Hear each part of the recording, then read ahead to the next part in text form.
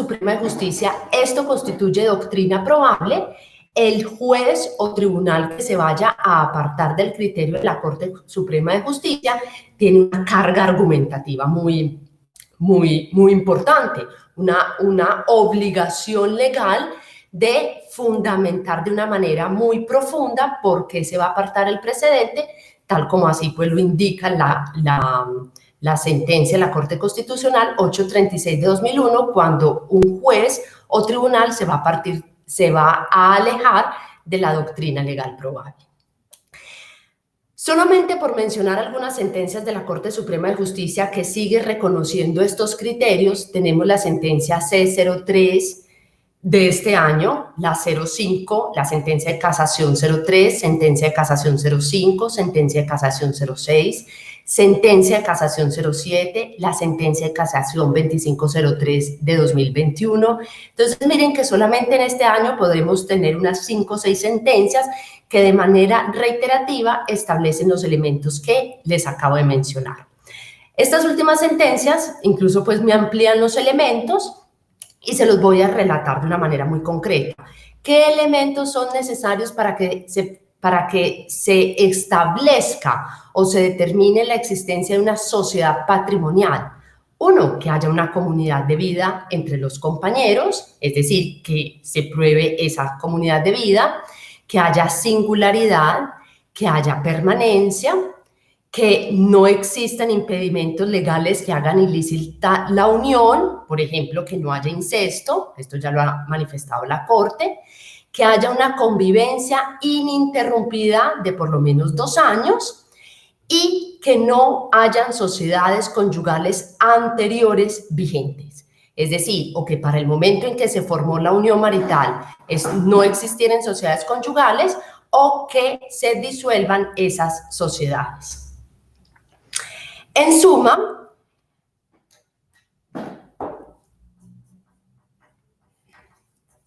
discúlpeme un momento, por favor, que me están...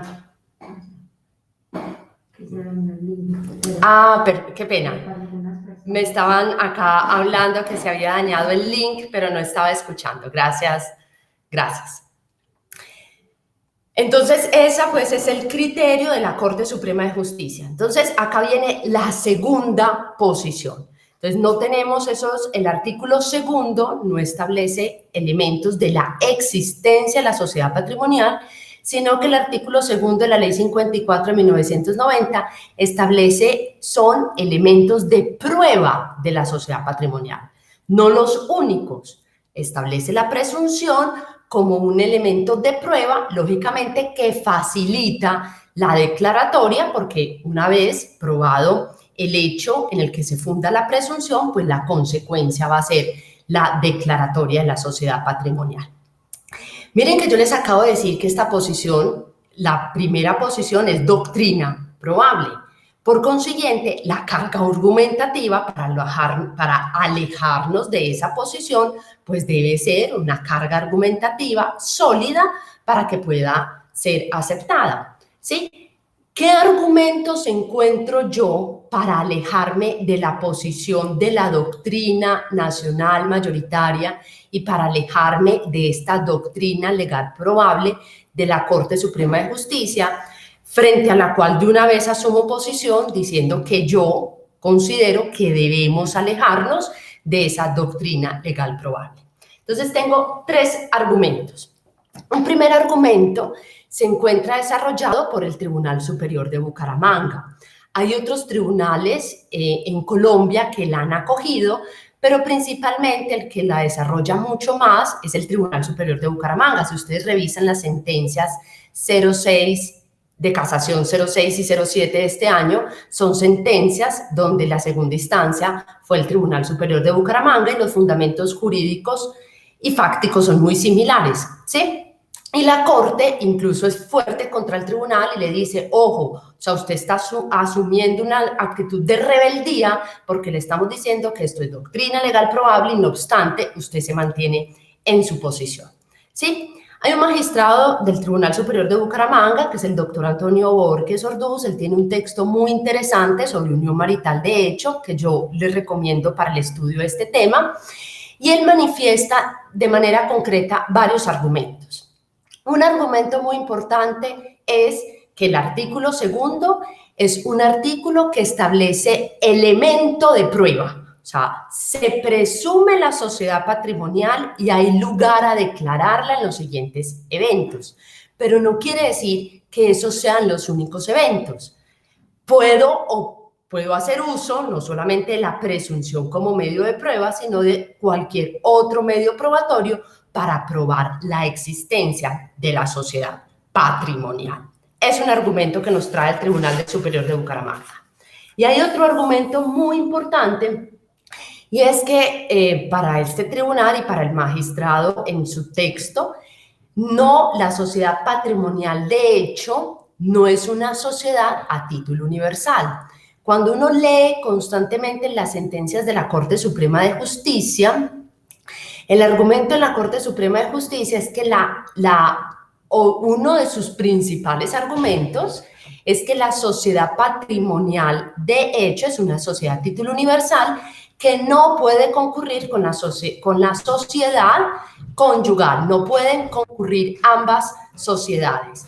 Ese argumento de la no concurrencia no es reconocido, o ese argumento no es aceptado por el Tribunal Superior de Bucaramanga, porque el Tribunal Superior de Bucaramanga manifiesta que la sociedad patrimonial de hecho no es una sociedad a título universal. No es una sociedad a título universal. ¿Por qué no es una sociedad a título universal? Porque es que va a ser la sociedad patrimonial de hecho lo que me indica el artículo 3 de la Ley 54 del 90. ¿Qué me indica el artículo 3 de la Ley 54 del 90? Lo que se consiga con el esfuerzo, bueno, no tengo acá, se me van las palabras exactas, pero lo que se consiga con ese esfuerzo, con ese socorro y con esa ayuda de los compañeros, va a ser el patrimonio de la sociedad patrimonial, va a ser lo que va a constituir la sociedad patrimonial de hecho. ¿Sí? O sea, que hay que probar efectivamente que se consigue con esa ayuda, con ese socorro, con ese trabajo de ambos compañeros permanentes. Y que la única sociedad a título universal que existe es la sociedad conyugal. Además, pues porque las normas de sociedades que traía el Código Civil fueron expresamente derogadas por la Ley 222 de 1995. Es pues muy interesante el argumento, pienso que tiene una carga argumentativa importante que se puede utilizar. Existe otra sentencia, otro argumento, y es el que trae el salvamento de voto de la sentencia C06 de 2021. Este salvamento de voto es del magistrado Luis Armando Tolosa Villabona. Este magistrado comparte el criterio del Tribunal Superior de Bucaramanga en el sentido de que perfectamente pueden concurrir sociedad conyugal con sociedad patrimonial de hecho, perfectamente puede concurrir, pero este magistrado trae un elemento muy importante que yo pienso que hay que analizarlo de manera muy detenida y no calificarlo como de una manera coloquial y rápida se le podría calificar y decir, no, pero lo que dice este magistrado, pues es un absurdo. ¿Qué dice este magistrado que a simple o de una manera pues muy simplista o rápida uno podría calificar como absurdo? Y lo pongo entre comillas. Él dice que realmente cuando hay una separación de los cónyuges durante tanto tiempo, y es una separación efectiva, probada, esa separación de hecho disuelve la sociedad conyugal. Disuelve la sociedad conyugal. Entonces ustedes dirán, pero ¿cómo así? Si los eventos de disolución de la sociedad conyugal están determinados por la ley. Pero cuando uno lee toda la argumentación del doctor Luis Armando Tolosa, uno encuentra un fundamento jurídico muy interesante en sus argumentos. Y él dice, es que realmente lo que conforma la sociedad conyugal es los bienes que se adquieran durante el matrimonio, pero también por ese trabajo conjunto, por esa vida conjunta que tienen los cónyuges. Si está probado que no hay vida conjunta, que no hay trabajo conjunto, que no hay apoyo, que no hay socorro, entonces, y está probado eso, ese hecho disuelve la sociedad conyugal, ¿sí? Cuando uno lo ve así, de manera desprevenida, pues uno dice, esto raya contra la legalidad, ¿sí? Pero él trae un precedente, unos precedentes internacionales muy importantes, por eso les recomiendo la lectura de este salvamento de voto, y además, y esto lo agrego yo porque él no lo dice, yo no sé si ustedes recuerdan, o que nos han acompañado a diferentes eventos de Wikilawyers. El año pasado trabajamos en un curso algo que eran como el proyecto de reforma al Código Civil, ¿sí? Y cuando analizamos algunas partes de ese proyecto de reforma, la parte que a mí me correspondió fue la de sociedad conyugal. Cuando yo estaba estudiando el tema de la sociedad conyugal, esto que manifiesta el doctor Luis Armando Tolosa es consagrado en el proyecto de código. El proyecto de Código Civil realmente establece, pues eso no es norma actual, pero hacia allá va el pensamiento jurídico, hacia allá vamos, y es que una separación prolongada y probada disuelve la sociedad conyugal, lógicamente requiriéndose una declaratoria judicial. Ese pues es un segundo argumento importante. Y por último, para no extenderme más, que ya el coordinador me debe estar jalando las orejas, es un argumento mío, ¿sí? Es un argumento propio que también encuentro desarrollo en el libro, en el texto del doctor Antonio Borges, pero el doctor Antonio Borges se queda hasta donde le expidió el libro, que más o menos fue en el año 2016-2017. Y es en el siguiente argumento. Cuando no es posible probar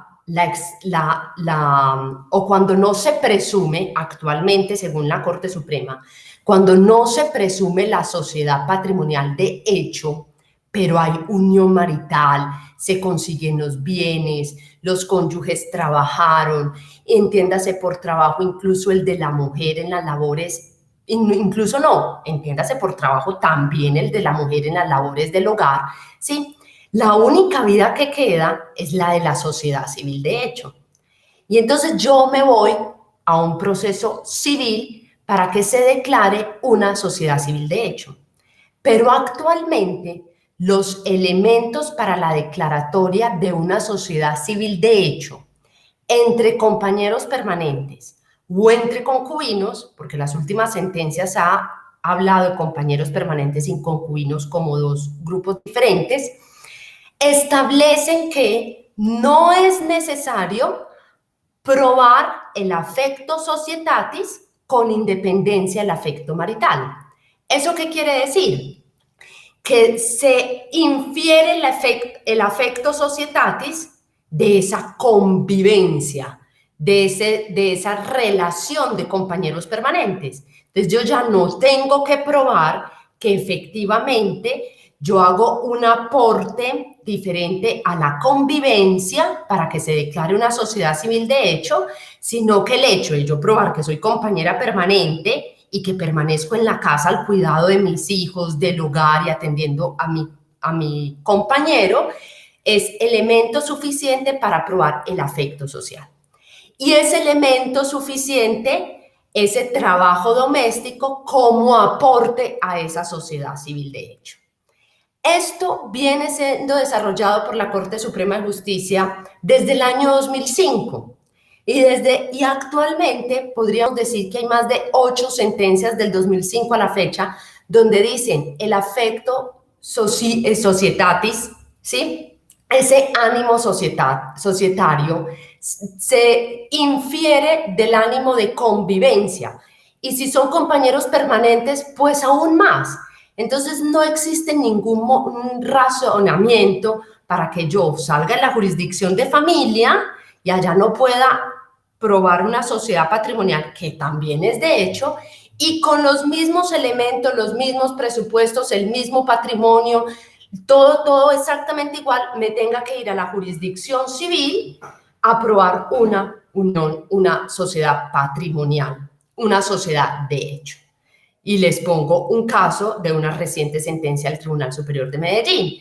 Compañeros permanentes, año 2003 a 2018, el señor casado hasta el año 2008, pues se declaró la unión marital de 2003 a 2018, Juzgados de familia declararon sociedad patrimonial de 2008 a 2018 y juzgados civil, pero en segunda instancia, declararon sociedad de hecho con los mismos elementos del año 2003 al año 2008. O sea, un día antes me declaró en la jurisdicción civil y a partir del día siguiente la jurisdicción de familia. Eso no tiene razón de ser cuando en el fondo es un asunto netamente familiar que debe ser de competencia exclusiva de la jurisdicción de familia.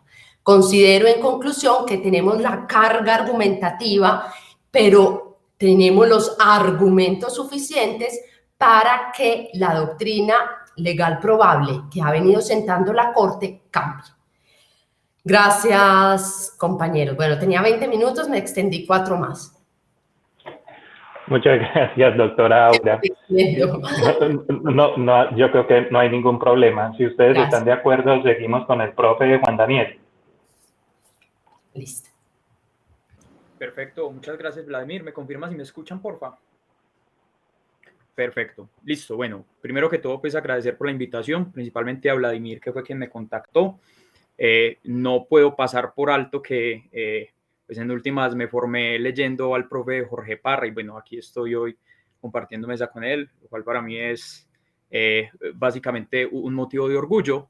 Y bueno, voy a hacer una intervención corta porque en últimas acá todos venimos a escuchar al profe Jorge, no a mí. Entonces voy a hacer una intervención estructurada, breve. Vladimir me dijo que entre 10 y 15 minutos y eso he preparado, principalmente porque con la gran exposición que ha hecho la profe Auralena me releva de hacer muchísimas observaciones, sobre todo frente a lo que ha planteado la jurisdicción ordinaria, la Corte Suprema de Justicia. Simplemente voy a hacer algunas anotaciones particulares frente a lo que ha planteado la jurisdicción constitucional o la Corte Constitucional en un elemento muy sencillo.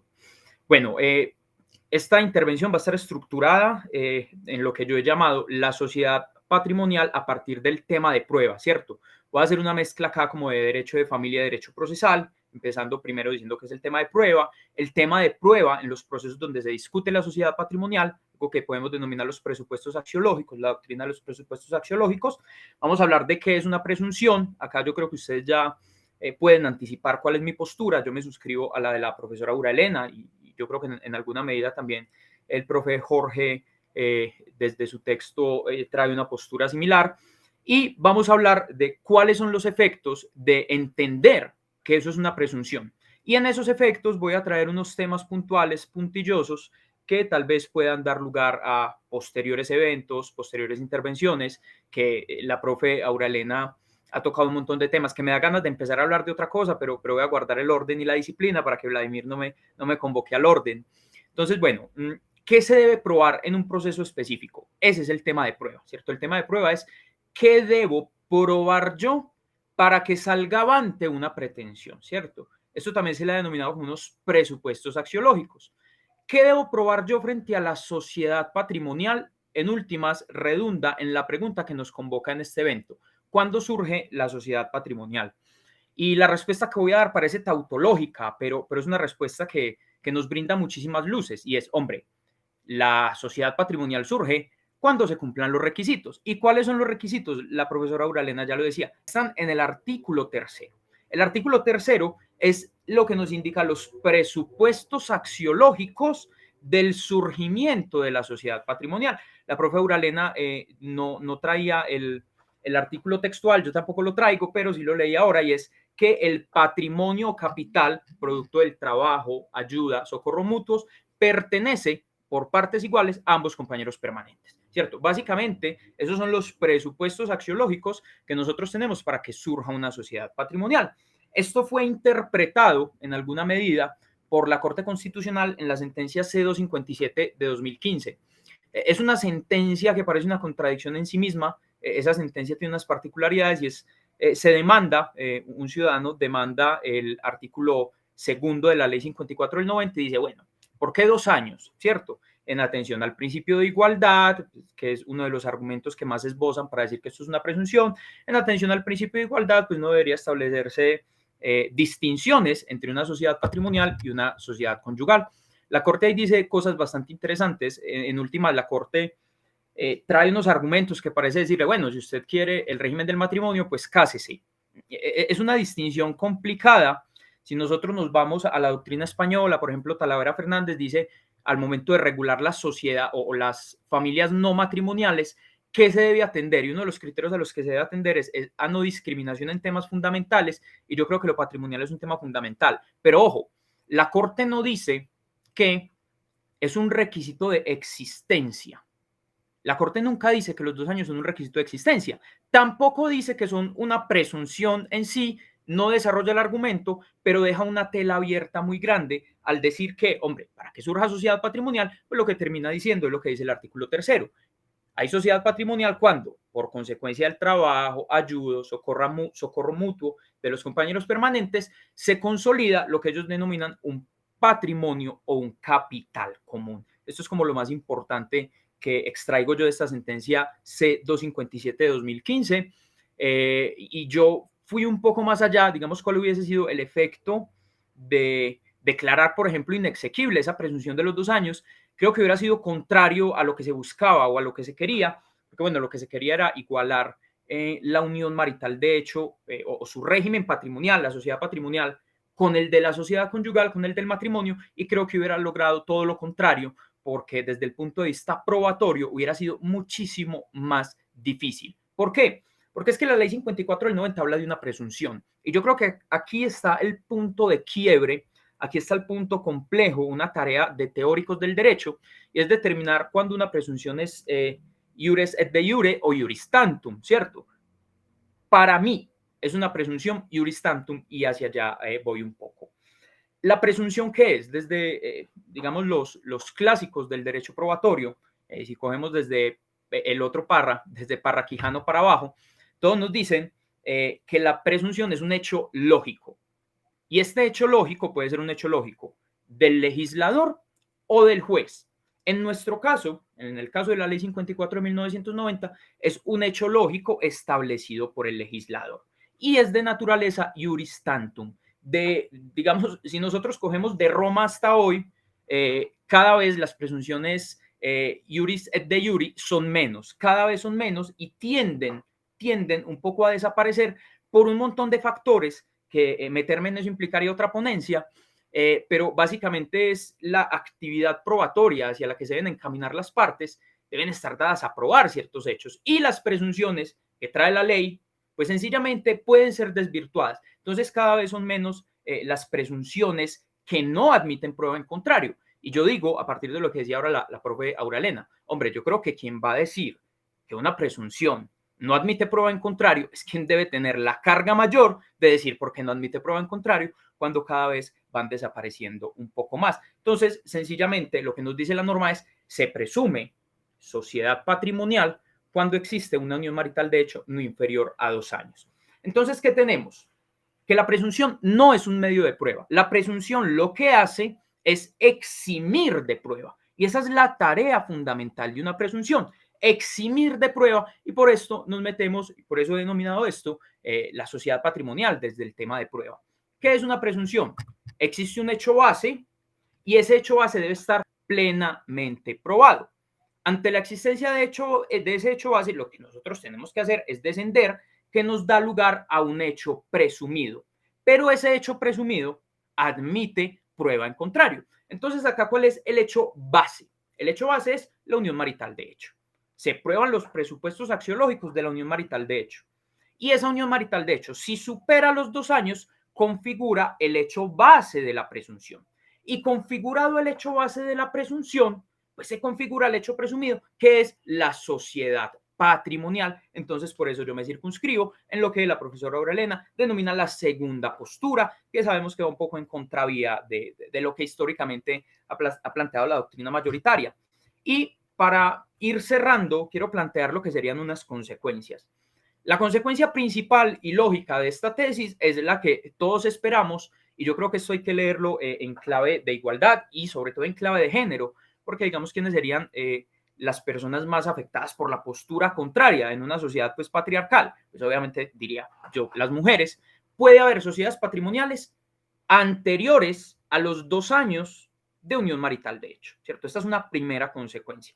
Primera consecuencia, hombre, unión marital de hecho por el lapso de un año, pues sencillamente puede haber sociedad patrimonial. Ahora, ¿cuál es el inconveniente? Que redundas en efectos probatorios. Yo ya no tengo una presunción que me cobije, sino que yo tengo que encaminar mi actividad probatoria a demostrar los presupuestos axiológicos que los encontramos en el artículo 3º, ¿cierto? Yo tengo que probar que hubo un aporte, que se formó un capital común y todo este capital común, pues sencillamente parte de los aportes en industria, de las tareas de cuidado, de las tareas del hogar. Eso hace parte de la formación del patrimonio y de ese capital común. Pero puede haber otra consecuencia, que tal vez sea una consecuencia no tan deseada, pero si guardamos coherencia lógica, también tendríamos esa consecuencia. Hombre, puede haber uniones maritales de hecho superiores a los 2 años sin sociedad patrimonial. ¿Por qué? Porque esto lo que genera es casi una inversión de la carga de la prueba. Esta sería la tercera consecuencia. Por eso yo les dije, esto tiene mucho que ver con el tema de prueba. Si yo aduzco la existencia de una unión marital de hecho, y esa unión marital de hecho supera los 2 años, lo que existe es una inversión de la carga de la prueba. A mi contraparte ahora le corresponderá derruir la presunción, ¿cierto? Tenemos una presunción, si decimos eso no es de existencia, puede haber uniones maritales de hecho superiores a 2 años sin sociedad patrimonial. ¿Cómo? Probando que no se dieron esos presupuestos axiológicos, que será una tarea muchísimo más difícil, pero, digamos, en un sentido teórico, puede generarse. Otra cuestión, también desde el punto de vista procesal probatorio. Hombre, la sociedad patrimonial se puede confesar. ¿Cómo así que se puede confesar? Se aduce la existencia de una unión marital de hecho y de entrada decimos, vea, esa unión marital de hecho duró 1 año y medio, solo por poner una fecha inferior a los 2 años. Esa unión marital de hecho duró 1 año y medio, pero existió sociedad patrimonial porque hubo un aporte en industria, porque yo cuidaba esto, yo le planchaba, en fin, todos los aportes que se puedan generar. No me cobija la presunción, pero es que si nosotros reconocemos que es de existencia, la contraparte no podría confesar ese hecho, ¿cierto? Porque decimos que es una presunción, iure de iure, no se puede formar de ninguna otra manera. Entonces llegaríamos casi a esta cuestión que desde mi perspectiva resulta, uno, violatoria del derecho a la libertad y segundo, absolutamente ilógica. Que una parte diga, existe sociedad patrimonial, la otra parte diga sí, existe sociedad patrimonial y el juez diga no, ¿cierto? Eso sería uno de los efectos de la tesis contraria. Entonces, por eso en la tesis que yo estoy acá sosteniendo, ya con otras perspectivas, sencillamente la sociedad patrimonial se puede confesar desde el día 1 hasta los días posteriores a los 2 años. Y una pregunta o una conclusión que podría salirse un poco de lo que acá estamos debatiendo, pero tiene todo que ver, y es, bueno, porque acá estamos debatiendo un poco desde lo judicial, ¿qué pasa con los otros medios declarativos, cierto? Que no son los jurisdiccionales. Hombre, desde mi lectura, y yo creo que eso está decantado, sencillamente una sociedad patrimonial inferior a los 2 años se puede declarar en notaría y en centro de conciliación. Entonces, creo que tampoco tendría ningún sentido que pudiéndolo declarar en notaría y en centro de conciliación, que eso tiene unas discusiones posteriores y cuál es el efecto declarativo de esa, digamos, de esa enunciación de voluntad, pero simplemente como para apoyar un poco el argumento. Y para ir dándole un cierre, creo que voy súper bien con el tiempo, una pregunta casi para el pregrado y es, hombre, ¿cómo así que puede, para los estudiantes, existe unión marital de hecho sin sociedad patrimonial? Perfectamente puede existir una unión marital de hecho sin sociedad patrimonial, por muchos factores. Uno, porque no se prueban los presupuestos axiológicos de la sociedad patrimonial. Dos, porque eventualmente podríamos hablar de prescripción, ¿cierto? Ese es uno de los elementos. Pero hay una pregunta que a mí me surge y va un poco más allá, y es, ¿será que puede haber sociedad patrimonial sin unión marital de hecho? Uno salta a decir no, ¿cierto? Uno salta a decir no, pero hay una tesis, y esto les va a sonar sumamente extraño, pero es del Consejo de Estado, donde parcialmente sostiene que puede haber sociedades patrimoniales sin unión marital de hecho. Y es a partir de un tema que voy a introducir y con el que prácticamente voy a cerrar, y es cuando algunos sostienen, por ejemplo, el maestro el maestro, no sé, me va a ir el nombre ahora, el profe de AFIT que nos abandonó hace poco. Guillermo. El maestro Guillermo Montoya sostiene que, por ejemplo, para la unión marital de hecho, existen unos requisitos de validez, ¿cierto? Entonces, bueno, requisitos de validez, unión marital de hecho, yo he sostenido abiertamente en todos los espacios posibles que no, pero quienes sostienen que para la unión marital de hecho hay unos requisitos de validez, entre esos pareciera el Consejo de Estado dice, vea, personas, por ejemplo, incapaces, no pueden tener una unión marital de hecho, tesis que va en contravía de lo que yo sostengo abiertamente y escribí un libro básicamente solo para decir eso, pero ellos dicen, si bien no puede haber unión marital de hecho, tiene que surtir efectos patrimoniales. Entonces, digamos, habría una suerte de tesis que nos dice unión marital de hecho sin sociedad patrimonial, sociedad patrimonial sin unión marital de hecho, si bien yo no la comparto, creo que está ahí, está en una alta corte y es en un caso muy puntual de reparación directa. De las otras posturas, la profe Auralena anticipa un poco lo que yo iba a decir, me releva de ser muy extenso en esto, y es, bueno, ¿quién hay en este momento en la Corte Suprema de Justicia? Que se le metan al tema, que hayan escrito al respecto o que uno les conozca una postura, yo diría que hay tres. Haroldo Quirós, en su texto él dice abiertamente, eso es de existencia. Tolosa Villabona, el profe de Tolosa Villabona, ya la profe Auralena nos dijo que plantea, y bueno, el profe Álvaro Fernando García, no sé, a veces parece que fuera de una y a veces parece que fuera de otra, no es muy fácil asir en su texto, sobre todo porque es un texto que ya tiene sus años, el texto que él escribió cuando hizo la especialización en Derecho de Familia en los 90 en la Universidad de Antioquia. Entonces, bueno, la Corte Suprema de Justicia viene cambiando un poco su composición, ya se fue Ariel Salazar, entró el magistrado Ternera, veremos qué pasa. Yo creo que estamos en un momento en el que las tesis pueden cambiar y, bueno, dejo ahí simplemente sentadas otras discusiones. Y entonces, capitulaciones, ¿desde cuándo? Desde antes de la convivencia, desde antes de los 2 años, en cualquier momento. Bueno, simplemente con eso cierro. Les agradezco el espacio. Muchísimas gracias. Gracias, profe Juan Daniel. Yo tengo algo que aportar, pero lo que yo quisiera aportar sé que nos generaría como la última discusión. Entonces, por eso en este momento le doy la palabra al doctor Jorge Parra. También me hice amante, entre otras cosas, de este derecho de las familias, leyendo sus libros. Entonces, para mí, lo he dicho siempre, es un honor estar acá en compañía suya, doctor. Entonces, bien pueda y atentamente lo escuchamos. Muchas gracias. Pero no, es al revés. El honor es el mío de estar con ustedes porque con sus palabras me ponen en una situación de inmodestia que no es el caso. No sé cómo organizar entre tanto buen comentario y aporte que han hecho tanto Aura, Elena como Juan Daniel. Los saludo también a Catalina, Vladimir y a todos los que me oyen. Hay realmente, digamos, dos aspectos dentro de la exposición que ellos han hecho que me parece que debo rescatar en orden a poner una línea de análisis y de discusión.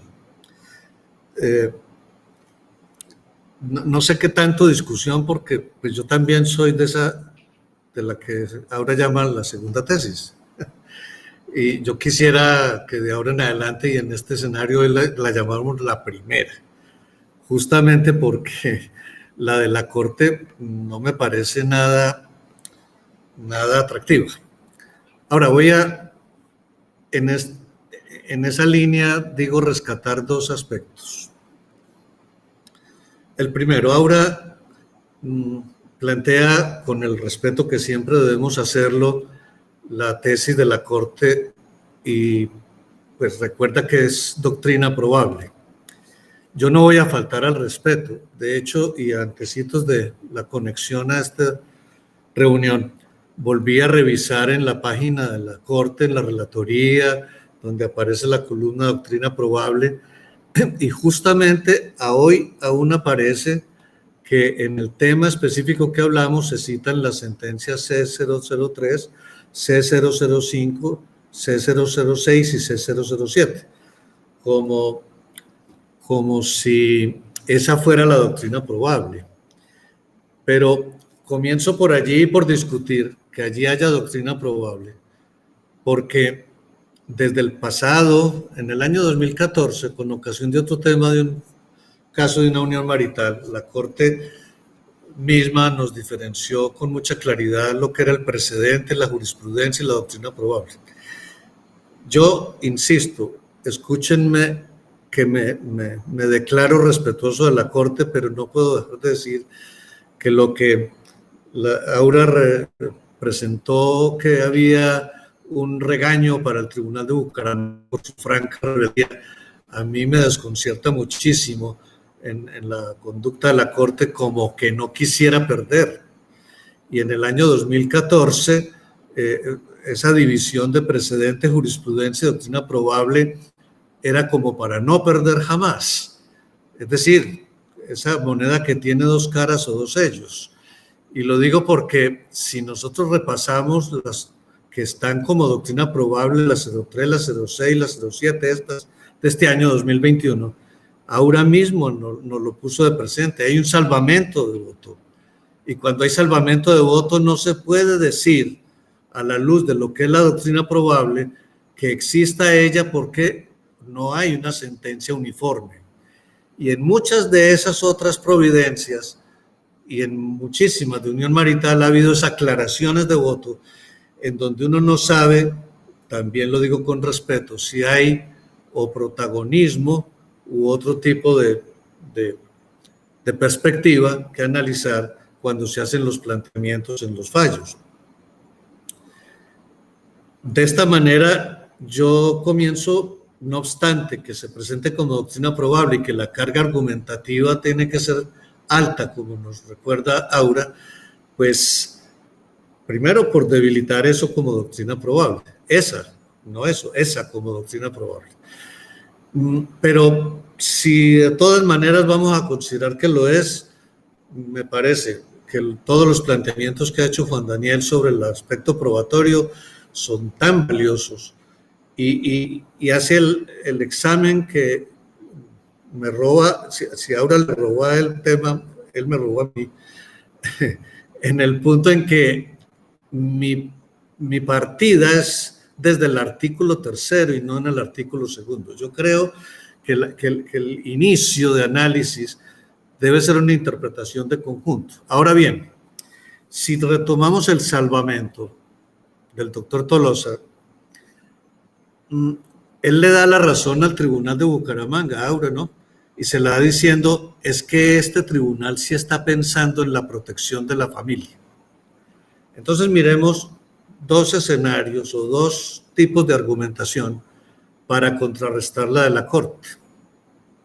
Si nos quedamos en el plano puramente interpretativo, tenemos que hacer un esfuerzo de una interpretación mucho más sistemática que el que pudiéramos hacer quedándonos solo en el terreno del artículo 2.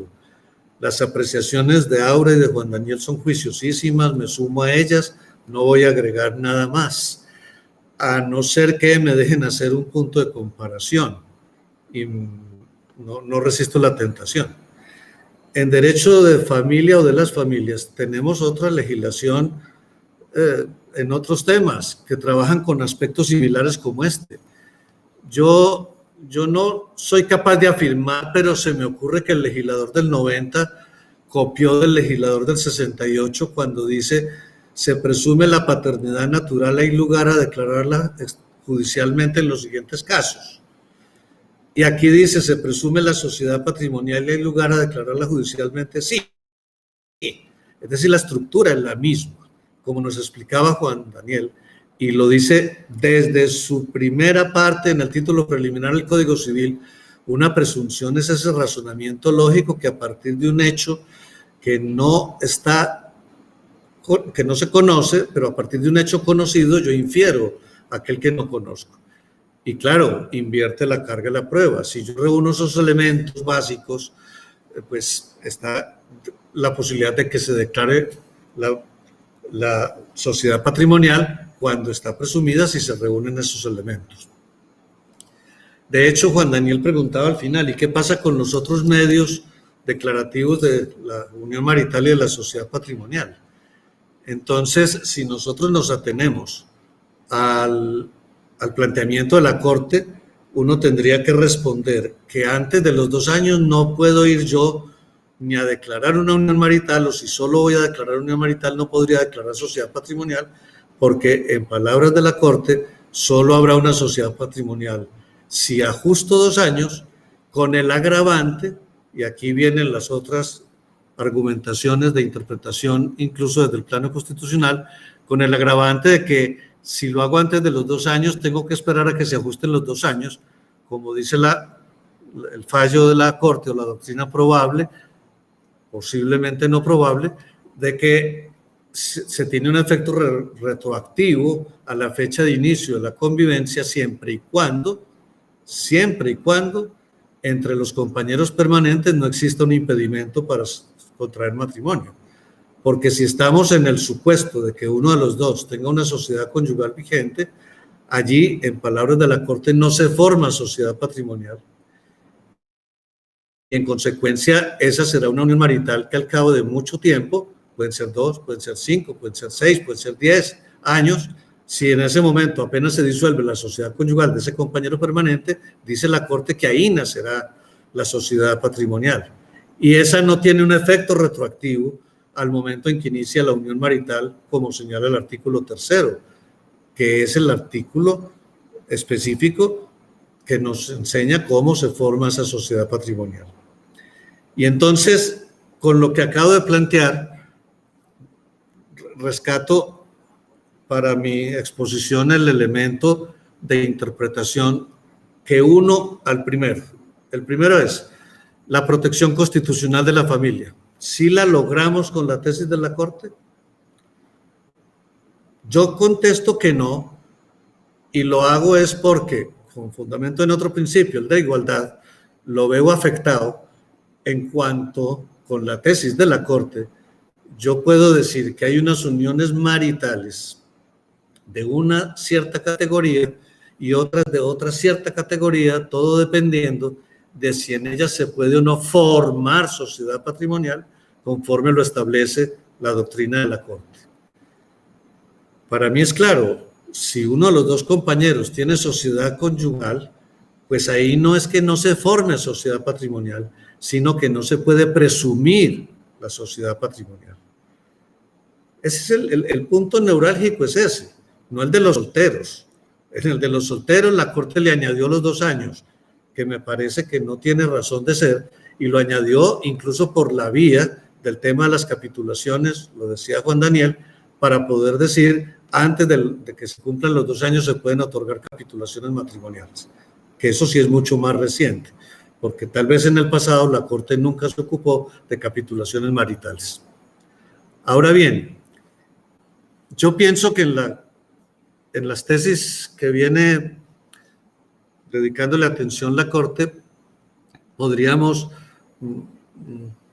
separar un elemento que puede ser distractivo, distrae, y la distracción reside en esto. No es lo mismo que una pareja no quiera tener sociedad de bienes, a que una pareja a su voluntad pueda decidir cuándo esa sociedad de bienes tiene lugar. Eso es diferente. En el caso, por ejemplo, de sociedad conyugal, sabemos que por el matrimonio se forma la sociedad conyugal, que se pueden otorgar capitulaciones para impedirla, pero las capitulaciones no pueden determinar cuándo nace la sociedad conyugal.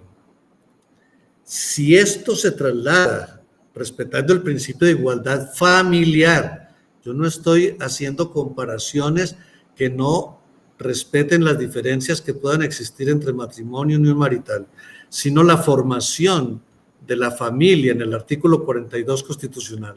Desde esa perspectiva, pues tendré que decir que no queda a la libre voluntad de los compañeros permanentes decidir en qué momento van a tener o no tener una sociedad patrimonial. La ley dice, artículo 3, que no se incluyen como bienes de la sociedad patrimonial los que se hayan adquiridos antes de iniciar la convivencia. Esto quiere decir que la ley determina el punto de origen de la sociedad patrimonial y ese punto de origen es el inicio de la convivencia. De allí para adelante es otro tipo de examen, si vamos a estar o no frente a una unión estable y si esa unión estable merece que tengamos la totalidad de los efectos jurídicos de la unión marital, pero es diferente. En principio, el régimen legal establecido es ese. A partir del inicio de la convivencia se van a formar esos efectos que se pueden venir a menos seguramente.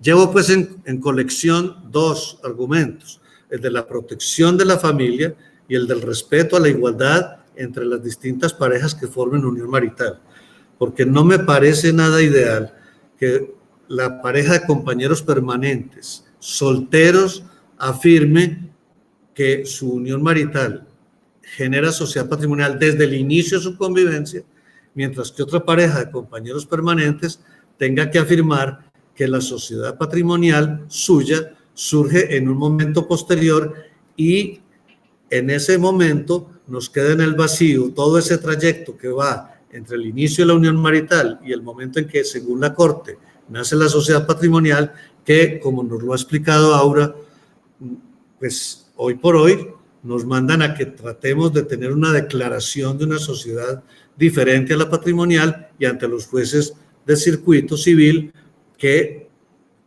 tratándose de un tema que es de derecho familiar, debiera corresponder en competencia a los jueces de familia.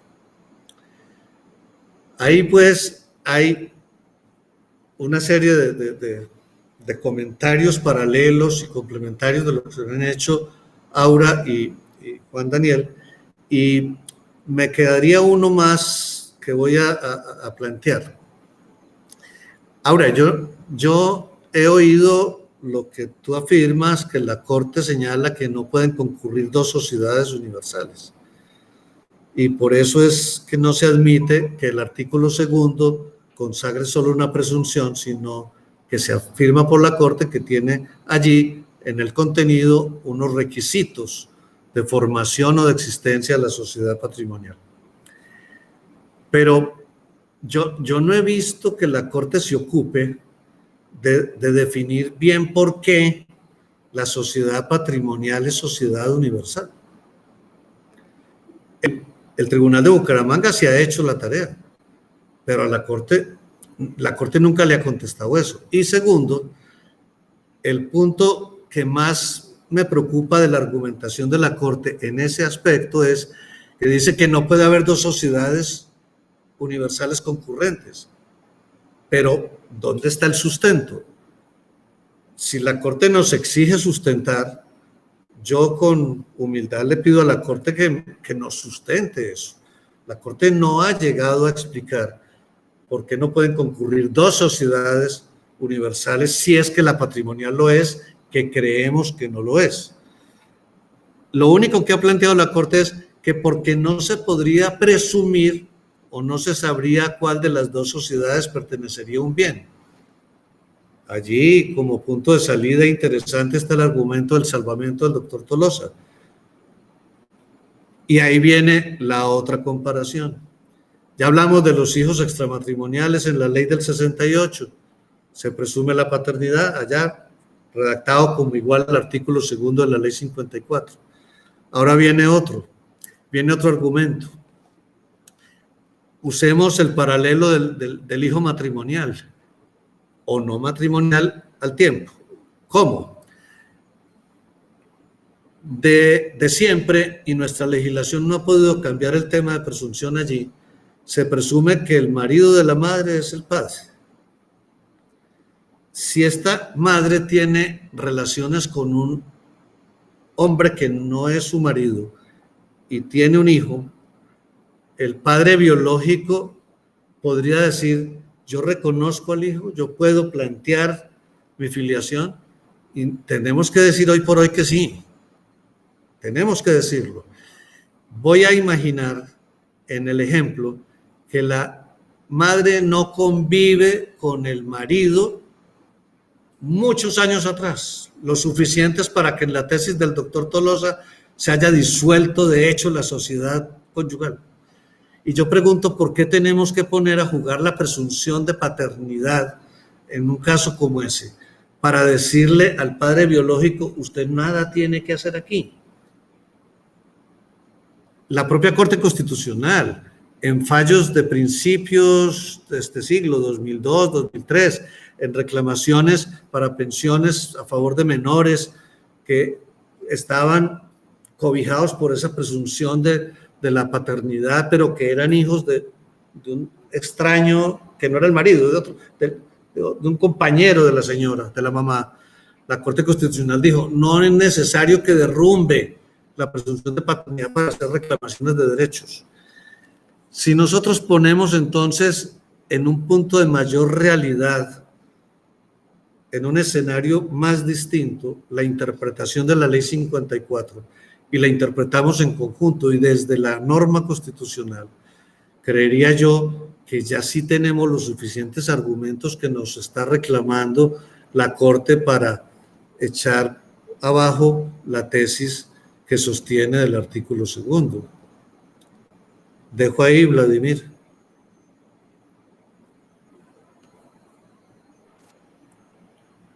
Perfecto, doctor. Muchísimas gracias. Creo que supremamente claro.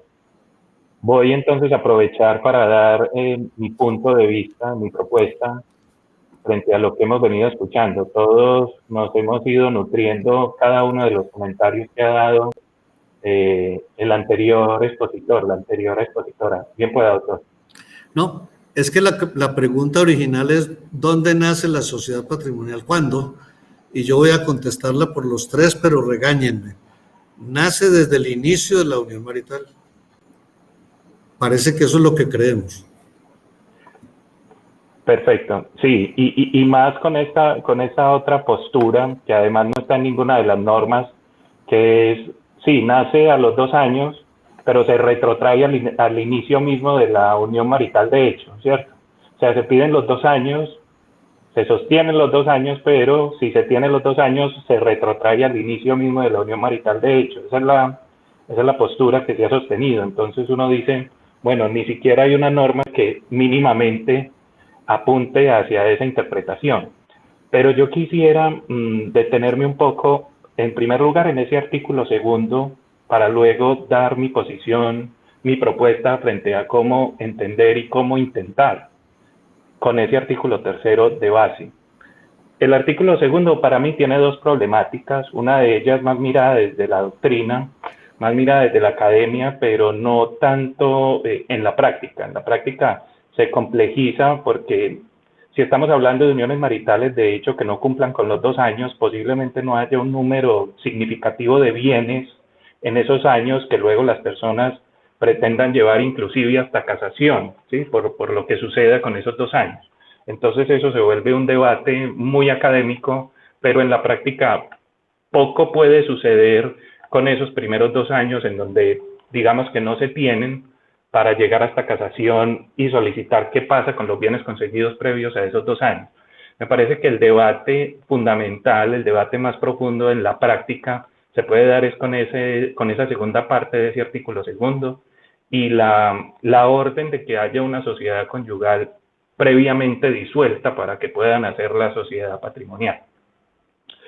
Y creo yo que es ahí, en esa discusión de esa segunda parte del artículo 2, en donde se ha centrado toda esta jurisprudencia, toda esta doctrina, en establecer, como lo decía el doctor Juan Daniel, como lo decía Aura, cuál es la naturaleza de esa redacción, de ese artículo, si es una presunción, qué tipo de presunción es, si se convierte en un requisito de la existencia, o si simplemente es cualquier otra cosa. Todo se ha dado en torno a eso. La redacción de esta ley 54 del 90 es una redacción, a mi modo de ver, bien particular. Combina unas expresiones a la hora de referirse a la unión marital de hecho en ese artículo 1 y luego unas expresiones, no sé, que no son de naturaleza descriptiva o restrictiva, como es una reglamentación jurídica nuestra propiamente dicha. Pero luego en este artículo segundo sí nos encontramos una serie de características, una serie de, como la misma norma lo llama, presunciones.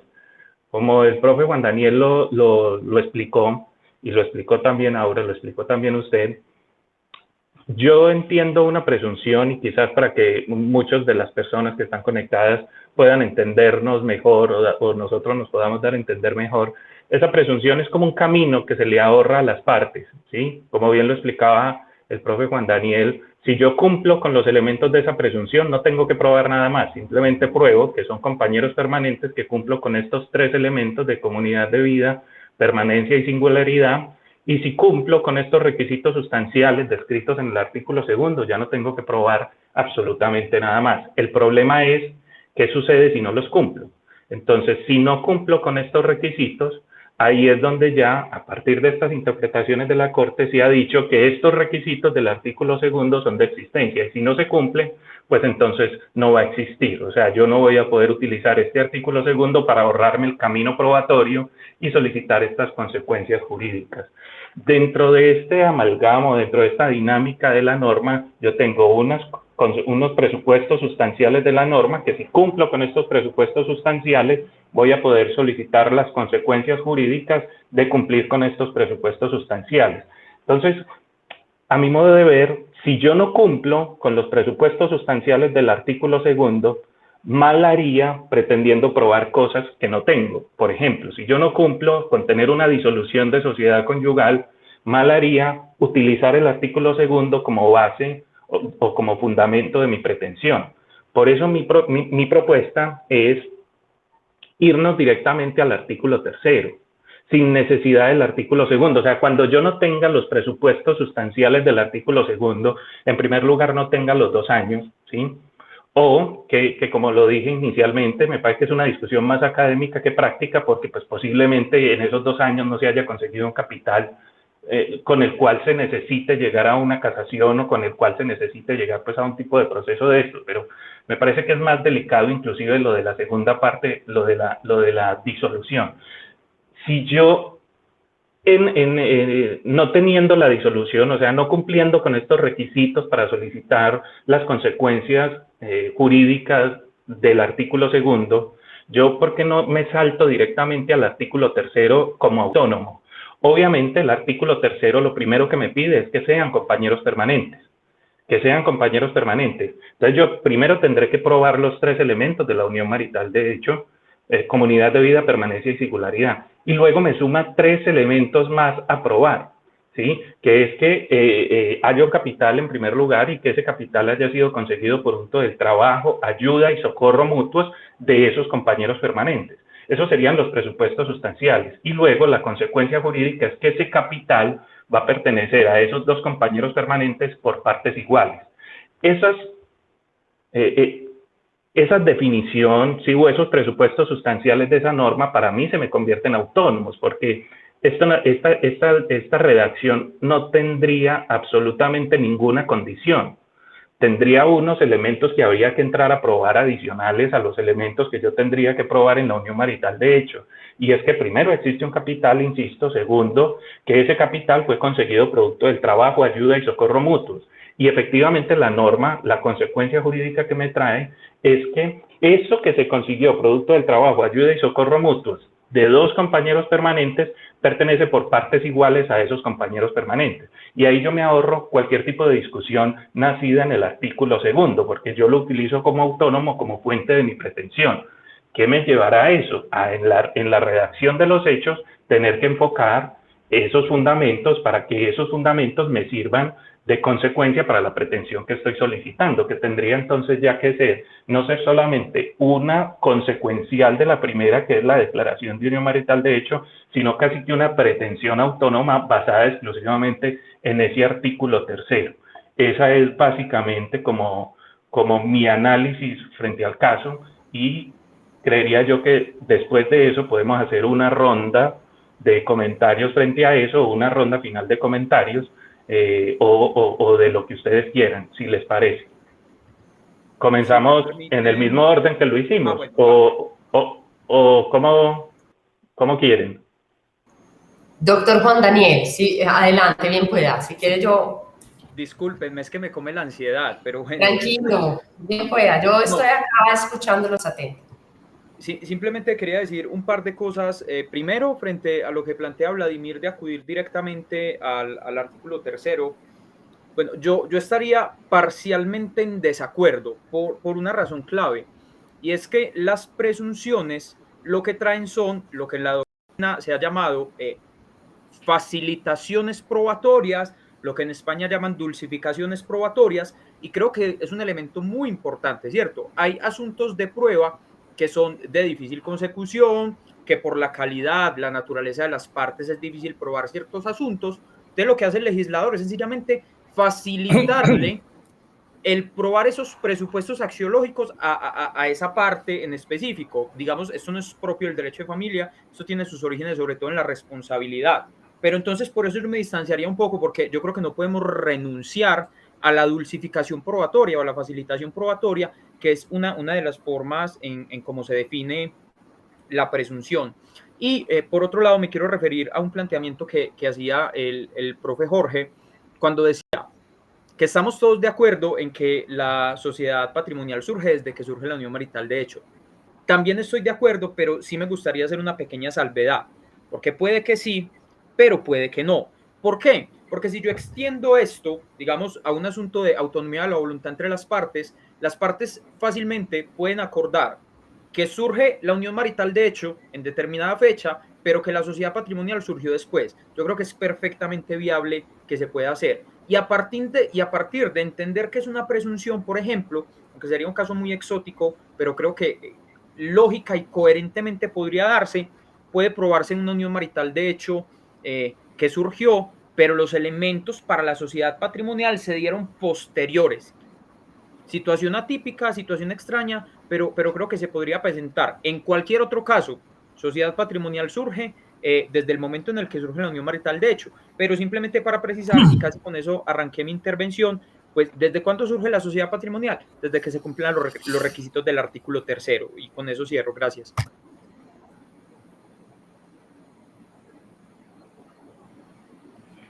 ¿Quién desea continuar?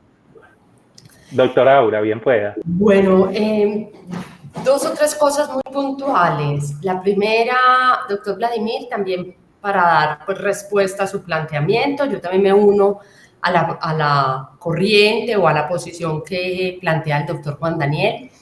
Yo considero que el artículo 2 es de una importancia, es de gran importancia, ¿sí? Y que no debe ser suprimido y llegarnos solamente a la aplicación del artículo 3º. Es que las presunciones abren el camino, ¿sí? O facilitan los medios probatorios, ¿cierto? No es lo mismo yo tener una presunción y probar los elementos de esa presunción a tener que entrar a probar que efectivamente se dio la ayuda, el trabajo recíproco, o sea, probar los presupuestos del artículo 3º. Pues estoy en el artículo 2 y pruebo todos los elementos del artículo 2, pues el camino es mucho más rápido, más expedito para la declaratoria de la sociedad patrimonial. Entonces yo pensaría que se pueden manejar los dos, pero yo pienso que pues es que la Corte Suprema de Justicia es una interpretación tan anacrónica, y lo que decía el doctor Jorge, tan anticonstitucional, que yo pienso que manteniendo la ley y haciendo una interpretación constitucional se daría un excelente resultado con la ley 54 de 1990, ¿sí? Y se cumpliría el objetivo de la ley, tanto para el momento de su expedición como para la actual, porque indiscutiblemente ha cambiado la sociedad. Otro elemento que quería manifestar es pues, dar respuesta al doctor Juan Daniel cuando estaba cerrando su intervención. Me llamó mucho la atención porque él dejaba unos interrogantes y dejó uno, y es la posibilidad de que exista sociedad patrimonial de hecho entre quienes no tienen unión marital, que yo le diría, entre quienes no son compañeros. Y yo pensaría que no sería posible. La patrimonial de hecho es la ley 54 del 90, porque indiscutiblemente la ley 54 del 90 tiene como un presupuesto, es la unión marital. O sea, para mí el presupuesto de existencia de la sociedad patrimonial es la unión marital. ¿sí? Y esa unión marital desde que comienza la unión, y por eso yo llego a la misma conclusión con la cual cerró el doctor Jorge, que comparto, ¿sí? Presupuesto, unión marital. ¿Cuál? De la sociedad patrimonial. Sin desconocer que yo puedo probar otra sociedad de hecho entre concubinos, entre novios, entre amigos, entre familiares, entre el que quiera unirse, pero ya con los elementos, ya sí de una sociedad de hecho normal. Pero pienso que la sociedad patrimonial de hecho sí es exclusiva para los compañeros permanentes. Y me parece importantísimo el tema que abrió también el doctor Juan Daniel a través de sus interrogantes, haciendo pues el cuestionamiento del tema de capitulaciones. Me parece que es un tema fabuloso y podríamos analizarlo con fundamento en las sentencias que salieron este año o que salió este año, una sobre capitulaciones en unión marital de hecho. Y por último, quisiera manifestar que una sentencia, la Corte Constitucional, la C-193 de 2016, esa sentencia, a mí esa sentencia me parece que reconoce que la presunción del artículo segundo es una presunción legal, ¿sí? Es una presunción legal, lo que decía el doctor, o sea, esas presunciones de derecho están llamadas o están desapareciendo, ¿sí? Es una presunción legal y del texto de la sentencia de constitucionalidad se concluye que es una presunción legal.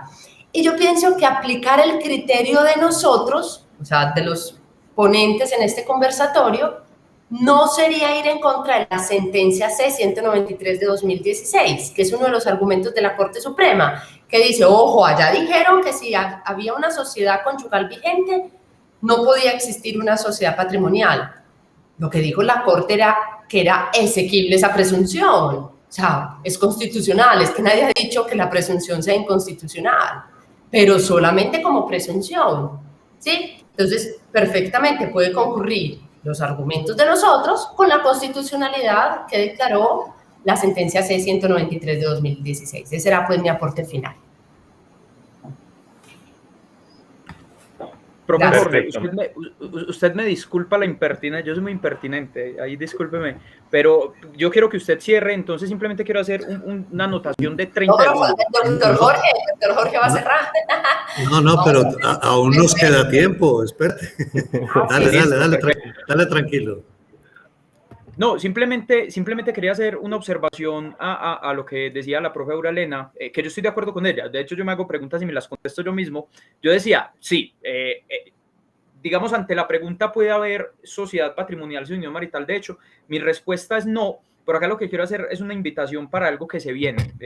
Este año, espero yo, o si no, a principios del otro, van a salir un par de sentencias en la Corte Suprema de Justicia donde se va a estar analizando el tema de la capacidad en la unión marital, de hecho, precisamente a la luz de si hay un requisito no de validez, porque yo esa tesis la traía y me gustaría compartir esa sentencia, voy a buscarla y compartírselas, donde el Consejo de Estado se pregunta precisamente eso en un asunto, me explayo un poquito más, donde hay un asunto de una reparación directa, donde una de las víctimas directas es un adolescente que convivía con una persona mayor de edad, y el razonamiento que hace Mauricio Fajardo, que es el ponente, es que básicamente no puede haber uniones maritales entre lo que él denomina menores de edad, pero que puede, o que no, que puede, no, que debe surtir efectos patrimoniales. Entonces, básicamente es esa tesis que hay por ahí rondando en una alta corte que no tiene por qué estar pronunciándose sobre eso, pero que en todo caso podría ser tenida en cuenta. Simplemente eso. Muchas gracias, profe Aura. Y ahora sí, profe Jorge.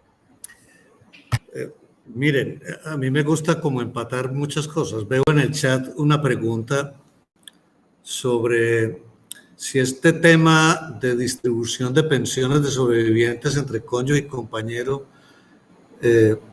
¿será que ahí es porque se admiten que hayan dos sociedades al mismo tiempo? El tema en pensiones, en esa materia laboral, salvo que ustedes tengan un criterio distinto, el mío no tiene nada que ver con la sociedad patrimonial, en primer término, que es nuestro tema. Y lo que sí ha sido un defecto es cuando pronunciamientos del Consejo de Estado, no sé si muy recientes, pero conozco del pasado, decían que había unión marital y al mismo tiempo convivía con con la cónyuge, la persona, pues el pensionado que falleció. Eso sí no es posible a la luz de la definición propia de la unión marital de hecho si tenemos singularidad o tiene convivencia con la cónyuge y no hay unión marital, hay otra figura. Aura nos dijo, ya volvemos a hablar hasta de concubinos y otras figuras, ¿cierto? Pero el tema laboral se resuelve por ley 100 en función de una distribución entre las dos personas sobrevivientes de una manera distinta, sin necesidad de acudir a estos elementos de derecho de familia. Entonces, aprovecho ese comentario para referirme a lo siguiente. Yo creo que a veces lo simple lo abandonamos y nos vamos hacia los extremos un poco más complejos. Aplaudo la afirmación de Aura cuando dice con la ley 54 tenemos y la podemos interpretar y con sencillez. Probablemente la ley 54 merezca críticas estructurales y formales. Por ejemplo, de lo que venimos hablando, no es que se me hubiera ocurrido, escuchándolos a ustedes, me da a mí por pensar que el artículo 3º debió ser anterior al artículo 2º. Que ahí hay un error, no sé, pues lo segundo debe ir primero que lo tercero. Semejante tontería que digo es por lo siguiente. Sin yo devolverme en lo clásico a lo adjetivo y a lo sustantivo, miremos que el artículo 2º de la ley 54 actual, antes de cambiar segundo por tercero en el orden, ese segundo, cuando habla de la presunción, casi que pudiéramos decir que es de naturaleza procesal o adjetiva. Es lo mismo que nos recuerda Juan Daniel en su exposición. Es que la presunción tiene una función. Esa función no es de fondo. Esa función de la presunción es una función de tipo procesal, al ser un elemento probatorio. Yo recuerdo haber leído de doctrina extranjera en un libro sobre presunción de paternidad de Francisco Rivero Hernández, que es un libro clásico para quienes quieran consultar también, si se consiguiese, que en esa doctrina, tal vez italiana, se distingue en las presunciones entre lo que puede ser una presunción como elemento de fondo y una presunción como elemento de prueba. Las presunciones en el artículo 2 de la ley 54 no son de fondo. Una presunción es de fondo cuando es constitutiva de una situación jurídica. Aquí no es constitutiva de una situación jurídica, sino que es un medio de prueba. No el único, es un medio de prueba. Ya no me extiendo porque sería repetir lo que Juan Daniel con mucho brillo nos relató. Entonces, eso en primer lugar, pero me quedaría corto si no analizo el artículo 3º. Y es que el artículo 3º es sustantivo. Ese artículo 3º nos está hablando de uno de los efectos que produce la unión marital, ¿sí? Y nos dice cómo construimos esa sociedad patrimonial desde el punto de vista legal. ¿Por qué se necesita el artículo 2? Porque estamos hablando de unión marital de hecho y sociedad patrimonial, si les parece, de hecho, no al estilo de matrimonio que puedo probar formalmente, ni de sociedad conyugal que la pruebo con la prueba del matrimonio, que es prueba solemne, prueba formal, prueba documental. La ley 54 tenía que generar un elemento de prueba. Podía no haberlo hecho e igual pudiéramos acudir a los elementos probatorios comunes. Aquí quiso facilitar el camino y lo quiso hacer seguramente, si nos devolvemos en la historia, para poder ponerle un poco más de orden a aquello que no lo tenía, pero que ya era un hecho social imperante y protuberante en Colombia para los años 90. De manera que a mí sí me parece que en el artículo 3º tenemos esos que aquí podemos convenir en llamarlos verdaderamente los elementos axiológicos. Pero para contestarte, Vladimir, a tu inquietud, yo diría que no sería suficiente frente a la tesis de la Corte. La tesis de la Corte hay que combatirla y no lo digo por irrespeto, lo digo porque mientras en la tesis de la Corte tengamos que tener 2 años para que haya sociedad patrimonial, acudir al solo artículo 3 no nos va a ser útil en un proceso con independencia de si en ese primer tiempo se consigue o no un buen capital por la pareja. Me parece que nos quedaríamos cortos. De pronto acudimos con solo artículo 3 ante la judicatura y nos diga el juez, pero usted no lleva sino 1 año y medio, y a mí me hacen falta por doctrina probable 2. Así que, bueno, a lo mejor lo que consigo es una sentencia que me diga, yo no soy competente, váyase para el juez de circuito. Sí, a lo mejor me pasa eso. Dejo allí hasta este punto para que ampliemos los aspectos. A mí me parece importante precisar quizás un poco mi posición, porque siento que quizás no fue bien entendida. Entonces me parece que es importante.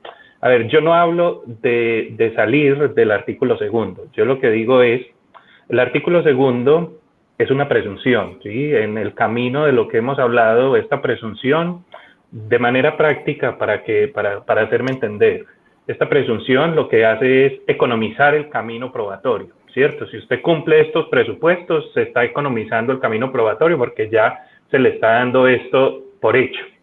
Listo. Pero esos presupuestos del artículo 2, para yo lograr esa presunción, son los que en ocasiones se presentan complejos de probar. Entonces, no es en todo momento saltarse el artículo 2, es simplemente cuando no se cumplen los presupuestos. Yo aquí, pues me tomé el atrevimiento para que visualicemos el artículo 3.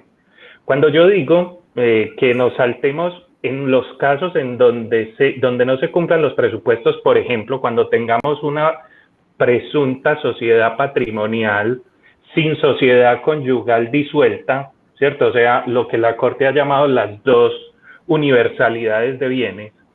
Yo lo que propongo es generar una pretensión autónoma encaminada a aprobar estos presupuestos únicos y exclusivos del artículo 3, porque es que el artículo 3 no me está colocando ninguna condición.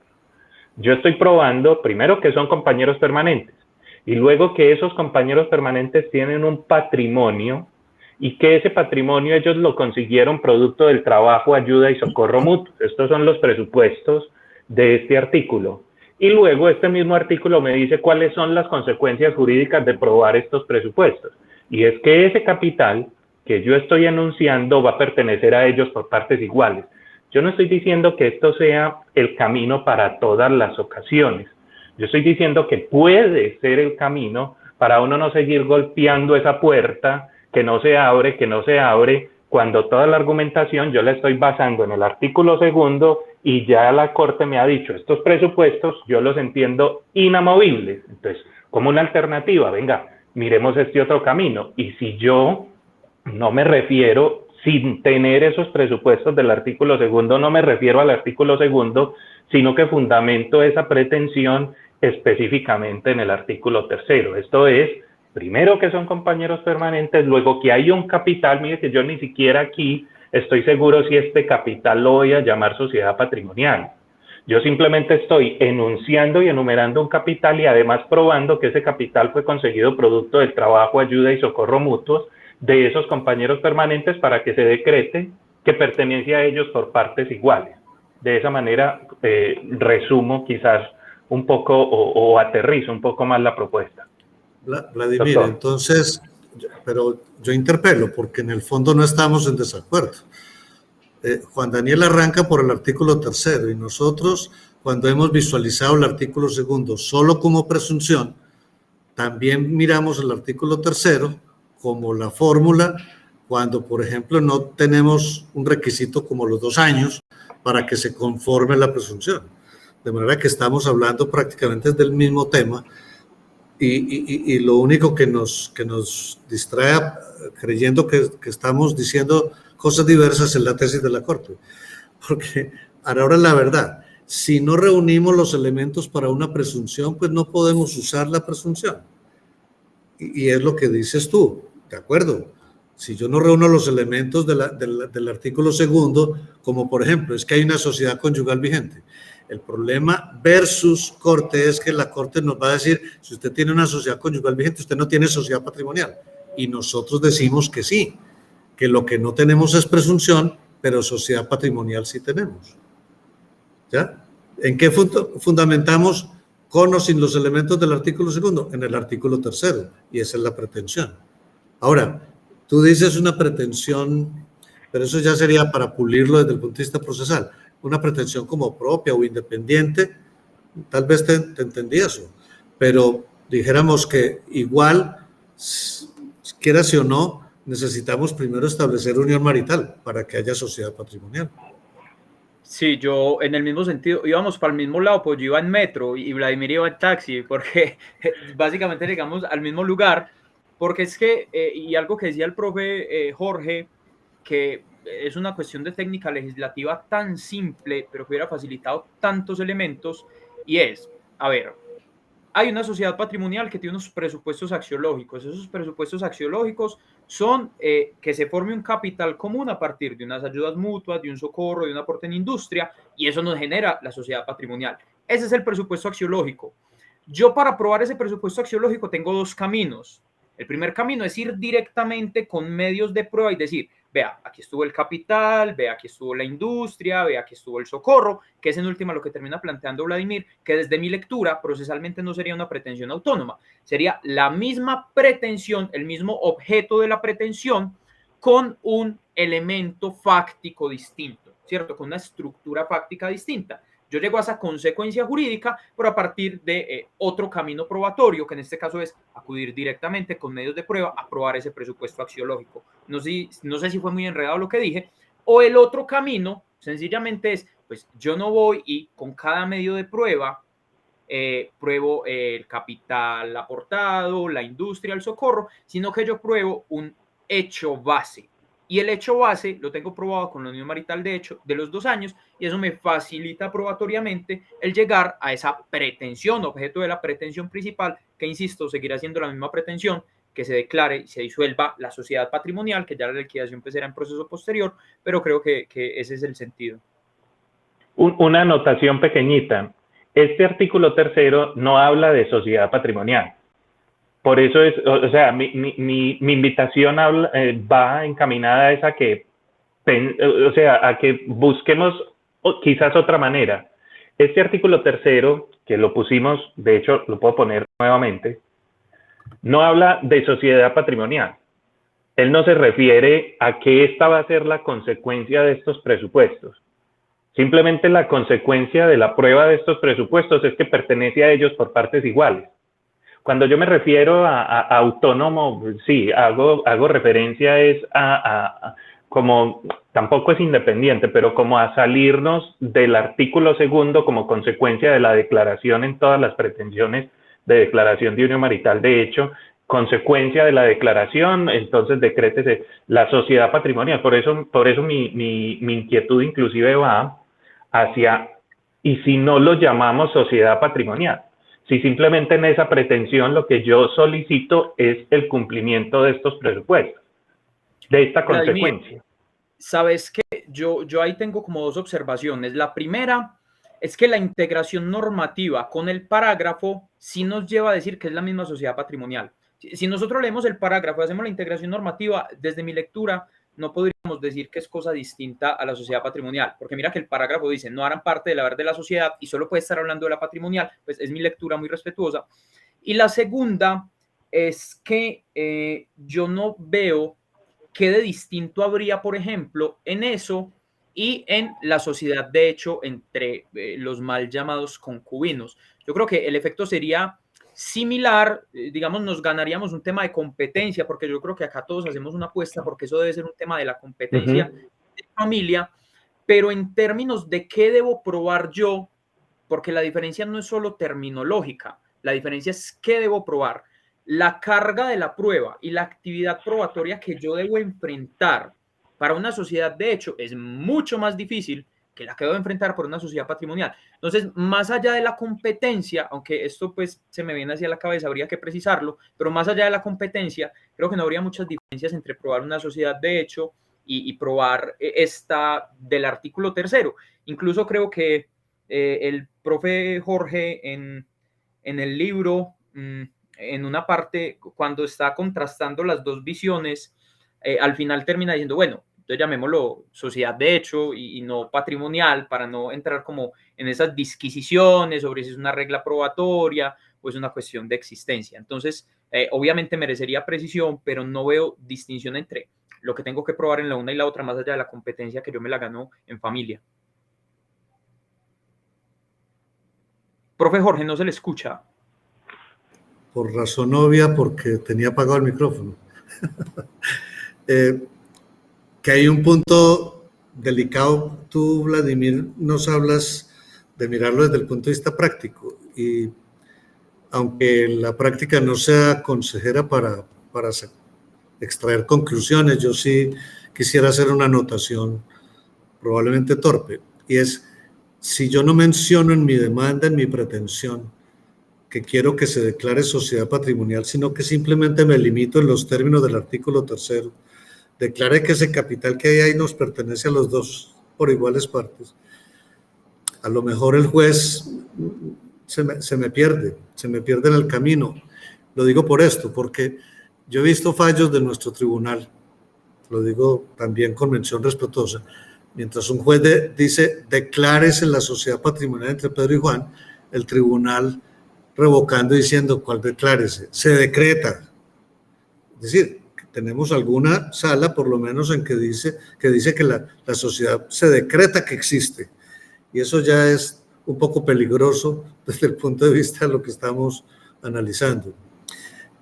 No sé en qué momento también me permiten entonces una especie de análisis que quiero compartir sobre el tema de sociedad universal, si realmente la patrimonial eso no es universal, con un análisis puramente normativo, no es digamos que sustancial o de fondo, pero quisiera como que lo tuviéramos en cuenta y explorar caminos por allí, a ver si por esa vía también le llegamos a la Corte y le decimos, es que usted para qué la llama sociedad universal si no lo es. Pero si les parece, una vez terminemos esta primera parte. Profe, ya la acabamos, hágale. No, miren, la idea es la siguiente. Es como hacer el recorrido histórico situándonos. Primero, año 90, ley 54 nos genera la sociedad patrimonial. En ese momento, porque ahora nos llamó a la memoria que la ley 222 del 95 derogó todo el régimen o regulación que de sociedades civiles traía el Código Civil y se unificó todo eso allá en la legislación mercantil. En el año 90, pues todavía existe la norma del Código Civil del artículo 2082, cuyo texto era, y lo voy a leer para efectos de la claridad de la explicación. Se prohíbe toda sociedad a título universal, sea de bienes presentes y venideros o de unos u otros. Se prohíbe asimismo toda sociedad de ganancias a título universal, excepto entre cónyuges. Podrán con todo ponerse en sociedad cuantos bienes se quiera, especificándolos. Entonces, para el año 90 esa es la regla. Se prohíbe toda sociedad de ganancias a título universal, excepto entre cónyuges. Si la sociedad patrimonial, es el argumento, fuera a ser una sociedad de gananciales, una sociedad universal o de ganancias universales, tendría que haberse dicho en el año 90 que la excepción que comprendía el artículo 2082 respecto a la sociedad conyugal se extendía a la sociedad patrimonial.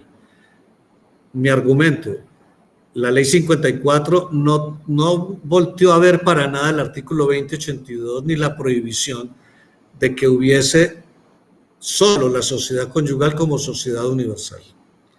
De manera que cuando se genera la sociedad patrimonial estamos dentro de la prohibición de que no hay sociedades universales, la única que hay es la sociedad conyugal.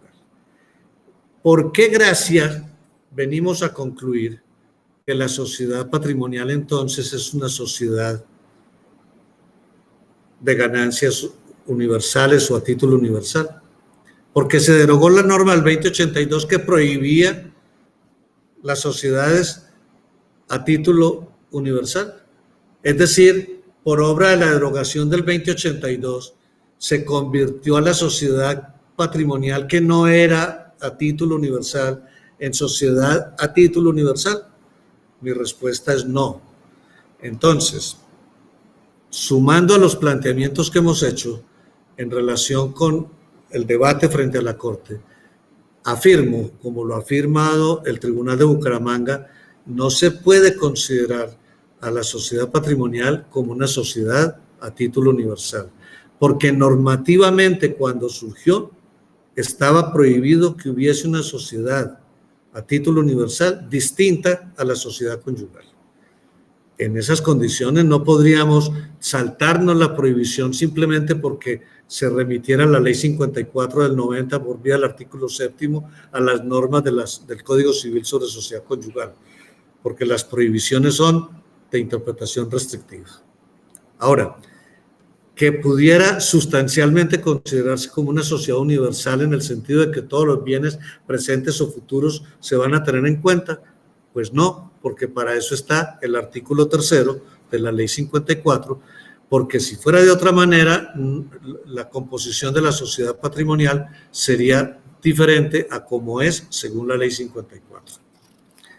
Estos son algunos elementos para considerar, los pongo a la mesa para que, si quieren, los ampliamos, los discutimos. Vladimir. Agrego dos cositas, qué pena Vladimir, a lo que el doctor ha manifestado. Porque es que realmente el doctor ahorita en una intervención anterior decía, o sea, un argumento que utiliza la Corte permanente en sus sentencias para no permitir la concurrencia de sociedad conyugal con sociedad patrimonial de hecho es que ambas son sociedades a título universal. Pero lo que dice el doctor es cierto, o sea, si uno revisa con detenimiento esas sentencias, ninguna sentencia de la Corte hace un estudio jurídico, doctrinario, jurisprudencial de qué es una sociedad a título universal. Ninguna de las sentencias, solamente se encuentra en las sentencias del Tribunal Superior de Bucaramanga. Ese es el argumento y me acojo a lo que el doctor Jorge manifestó. Hay otro punto. Si expresamente la Ley 222 del 95 derogó el artículo 2082, ¿sí? Podríamos decir entonces que entonces las sociedades conyugales, que ese artículo lo traía como sociedad a título universal, pues quedó indeterminado si son a título universal o no por la derogatoria. Pero ojo, lo que dice el doctor es cierto, la derogatoria no me convierte a mí a la sociedad patrimonial de hecho a título universal. O sea, es más, si fue derogado ese artículo, ¿con qué fundamento yo voy a decir que son sociedades a título universal si, como dice el doctor, tengo que probar que se compró con el trabajo, la ayuda y el socorro? ¿Sí? Entonces no van a ser sociedades a título universal. Pruebe que se probó, que se adquirió con ese trabajo, ayuda y socorro para que sean de la sociedad patrimonial de hecho. Y otro argumento que le agrego a lo ya manifestado por el doctor Jorge, que lo anterior ya él lo había planteado, pero me sumo a sus argumentos, y es el siguiente. Sí es claro que no pueden concurrir dos sociedades conyugales en Colombia, ¿sí? O sea, la existencia, pero pues tenemos norma expresa que lo dice, la existencia de una sociedad conyugal me impide la formación de otra. Y ese criterio se ha venido extendiendo a decir, claro, como no pueden concurrir dos sociedades conyugales, entonces tampoco concurre una sociedad conyugal con una sociedad patrimonial. Y es que la norma es expresa para sociedad conyugal. Si esa es una norma de interpretación restrictiva, pues no la puedo aplicar de manera analógica o extensiva al caso de sociedades patrimoniales de hecho. Que no concurran dos sociedades conyugales no quiere decir que no concurra o que no pueda coexistir una conyugal con una sociedad patrimonial de hecho, porque la conyugal es a título universal, más la sociedad patrimonial de hecho no es a título universal. Eso quería agregarle, doctor. Y al doctor Vladimir, pues también me uno a lo que manifestó el doctor Juan Daniel y vamos para el mismo sitio por diferentes medios, ¿sí? Pero considero que ese artículo tercero, a pesar de que no lo diga expresamente, si es una definición o es una norma de carácter sustantivo de lo que compone la sociedad patrimonial, ¿sí? El artículo segundo establece medios de prueba y el artículo tercero establece, desde el punto de vista sustantivo, qué configura la sociedad patrimonial de hecho. Entonces, así la norma no lo diga, pues de su redacción se infiere que es lo que señala el artículo tercero es lo que compone la sociedad patrimonial. Bueno, muchas gracias. Un comentario sobre lo que Juan Daniel nos anticipó que veremos a futuro sobre el tema de capacidad, ¿sí? Rompemos de nuevo la igualdad cuando decimos que menores de edad, por ejemplo, adolescentes, no pudieran tener una unión marital. Pudiendo casarse, sin embargo, no podrían tener unión marital. Ahí tendríamos un vacío en la explicación y tendríamos una limitación que, pues, yo creo que sale, no sé, de una norma general quizás, pero finalmente también porque, y en esto sí me parece que no hemos hecho todavía una gran tarea para descubrir la unión marital de hecho. Voy a lanzar otra pregunta, Juan Daniel. ¿Tiene que encajar con alguna estructura jurídica común? ¿Contrato, cuasicontrato, alguna cosa parecida? Es que incluso hasta las cortes nos dicen que es que la unión marital no depende de la voluntad. No, hombre, ¿cómo así? Voluntad al estilo de la definición del acto jurídico es una cosa, pero pónganme cuáles compañeros permanentes, así como caídos del cielo, quedan en unión marital sin su voluntad. No, a la unión marital, a la formación de la unión marital se llega con voluntad, ¿cierto?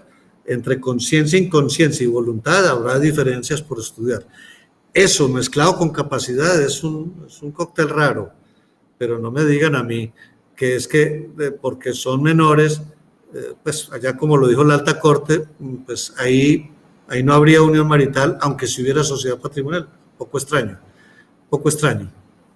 Profe, con esa pregunta que usted abre nos vamos a tener que quedar acá hasta las 12, porque digamos, esa es una de las claves que yo creo que nos permite abrir el estudio de la unión marital de hecho, y es lo que algunos llaman naturaleza jurídica. Yo simplemente, no me gusta hablar de naturalezas, simplemente la calificación jurídica de la unión marital de hecho, y si esa calificación jurídica es la misma de la sociedad patrimonial, ¿cierto? Lo que la doctrina siempre, que si es un contrato, que si es un acto, que es un negocio, que es una institución.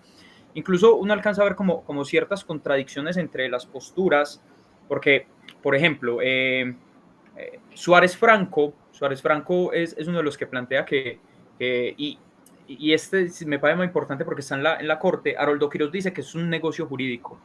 Y al ser un negocio jurídico, dice el mismo Haroldo Quirós, requiere requisitos de validez. Entonces empezamos a preguntarnos, bueno, objeto lícito, causa lícita, ¿cuándo nos preguntaríamos eso? Si habría asuntos de capacidad o no. Entonces yo creo que esa misma pregunta puede sustraerse no solo de la unión marital de hecho, sino traerla a la sociedad patrimonial, que es un elemento más de índole económico, sobre, bueno, entonces ¿será que para la validez o tendrán que concurrir requisitos de validez para la sociedad patrimonial? Mi respuesta será no, ¿cierto? Por lo menos desde los temas de la edad, que yo sí creo que para eso podrían esperar que salgan las sentencias y podríamos abrir otro foro solo para discutir el tema de la capacidad. Claro. Vladimir. ¿Sí?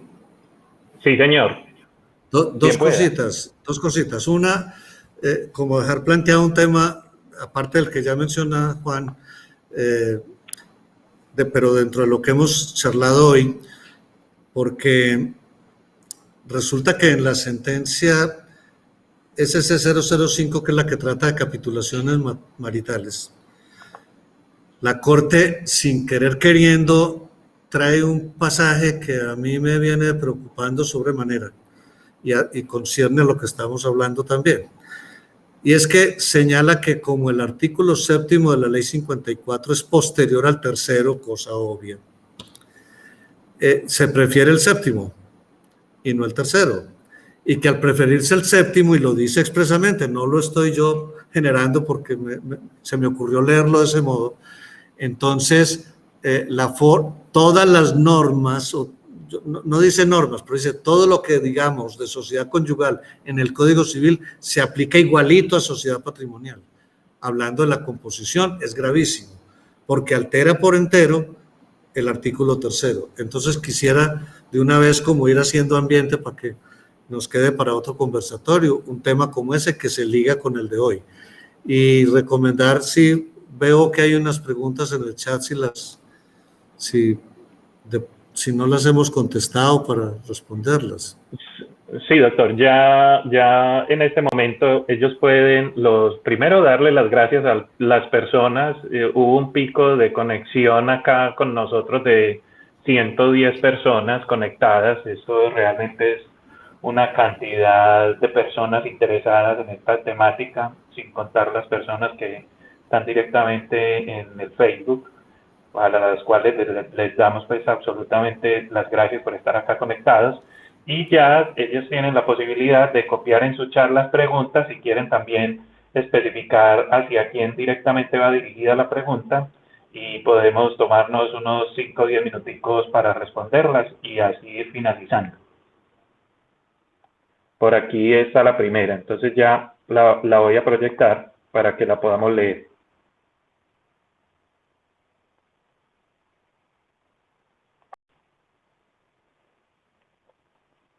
El que quiera contestarla.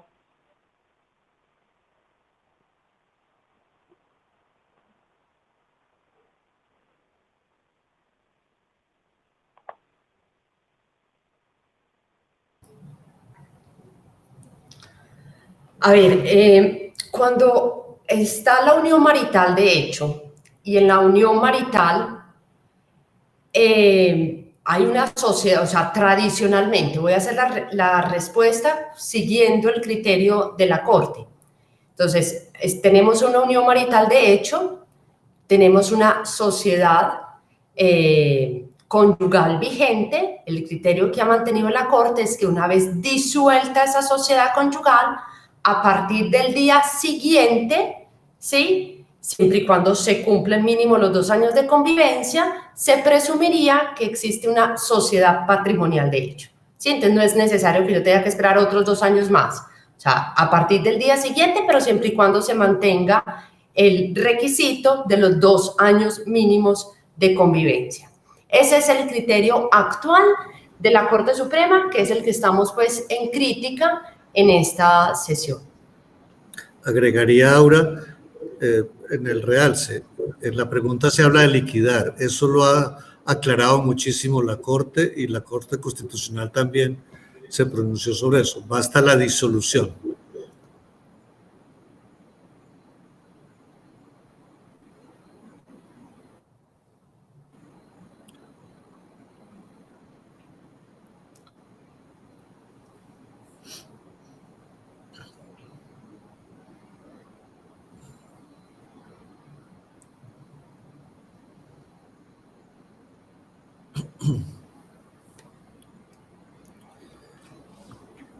Bueno, yo me le tiro a esta.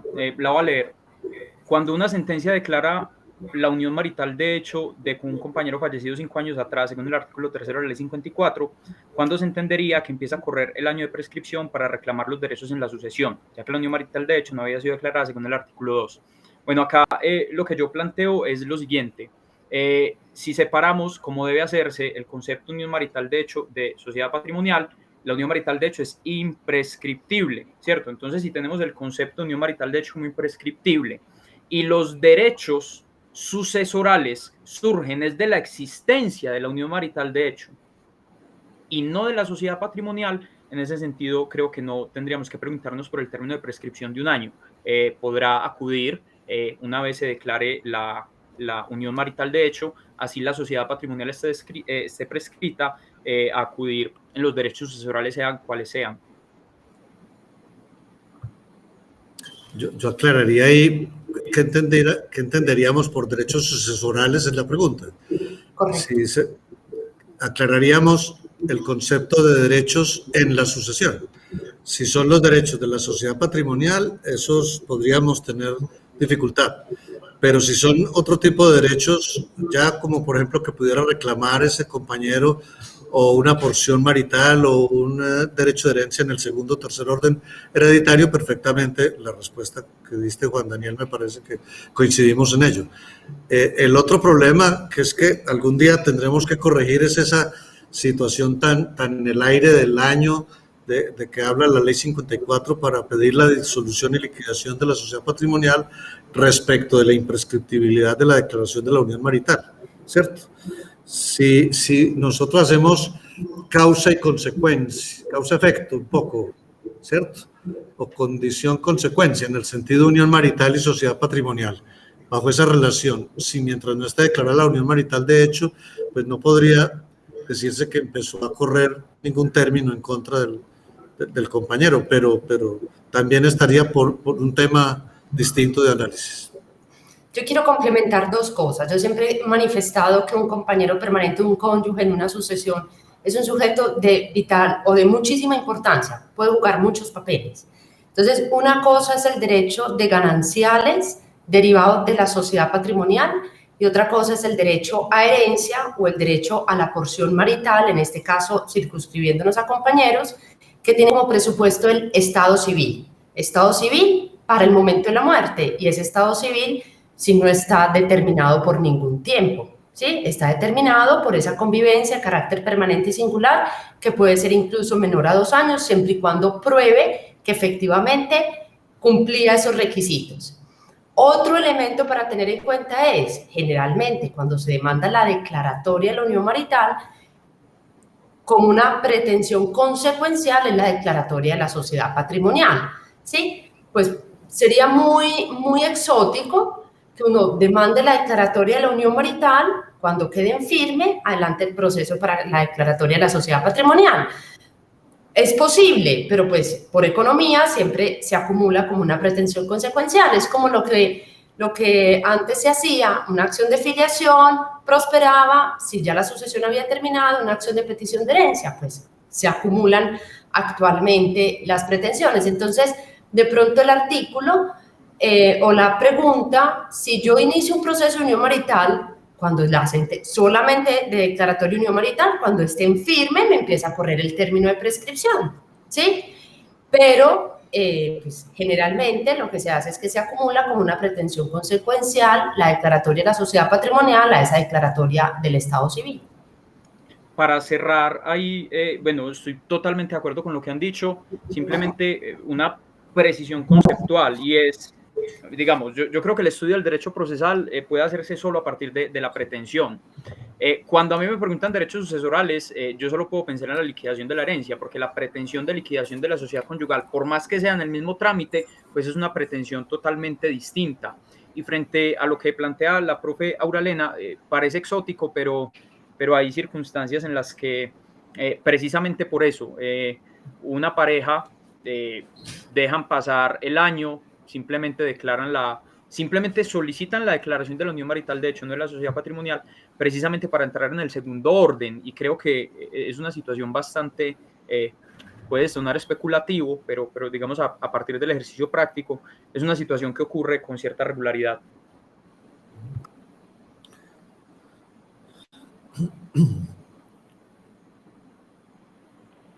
Vamos, si les parece, con esta última pregunta para ir cerrando el evento de Catalina.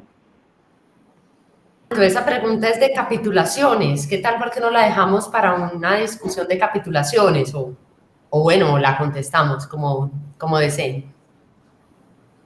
No, la respuesta es que si nos apuntamos a la tesis 2, definitivamente, siempre que sostengamos que la sociedad patrimonial nace con el inicio de la unión marital, tienen que ser otorgadas esas capitulaciones antes de iniciar la convivencia.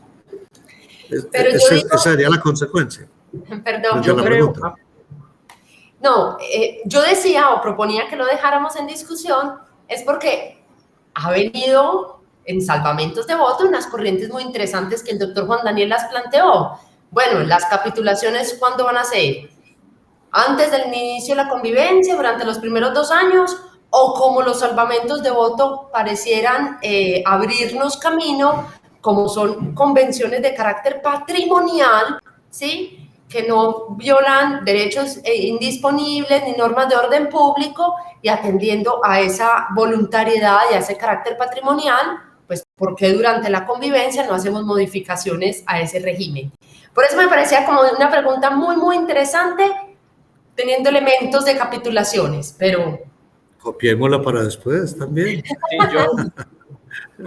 a mí también me gustaría dejar ahí como medio sentada la postura. Yo creo que puede haber dos interpretaciones, una ley data y otra ley ferenda. Yo creo que de ley data, pues con la norma que hay hoy, yo creo que la interpretación dogmática más adecuada es la del profesor Jorge.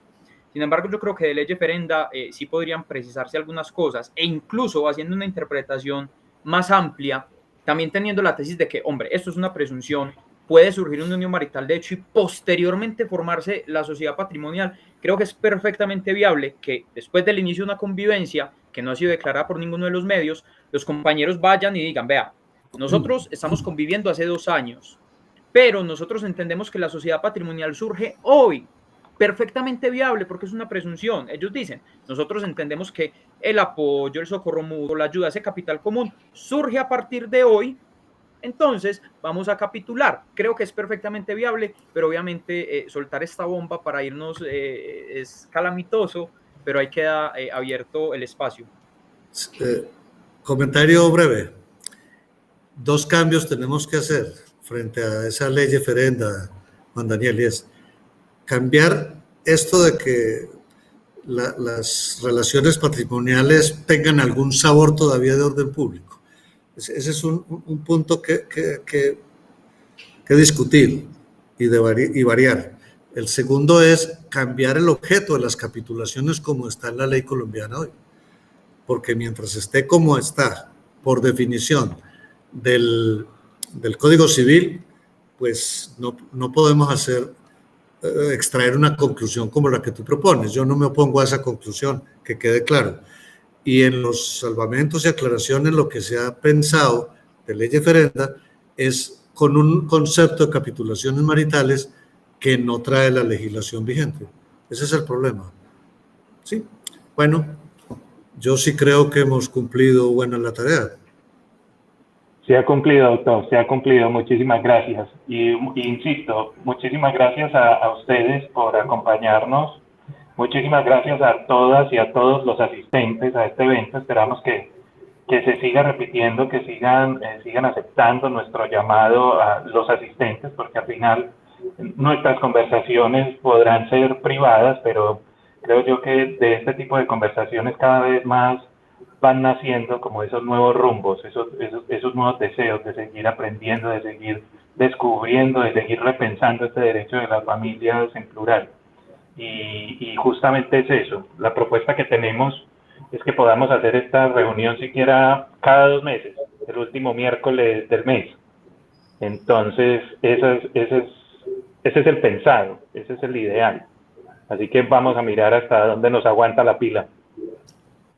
Bueno, no, muchas gracias, Vladimir, por convocarnos al grupo Wikiloggers y a Catalina también por la organización del evento. Me parece que estos temas de discusión académicos son muy valiosos. Yo pienso que el difundir criterios, el plantearnos y el cuestionar las posiciones de la Corte, si son acertadas, si no son acertadas, si deben ser modificadas, me parece muy valioso, y más pues frente a los que estamos día a día trabajando este tema de derecho de familia. Bueno, muchas gracias y un honor pues estar con el doctor Juan Daniel y el doctor Jorge Parra. He aprendido muchísimo. A ustedes. Muchísimas gracias por la invitación, profe Jorge, profe Auralena, Vladimir, Catalina, un placer. Un saludo para todos, de mi parte también. Muchas gracias. Que estén muy bien. Hasta luego a todos y a todas. Adiós.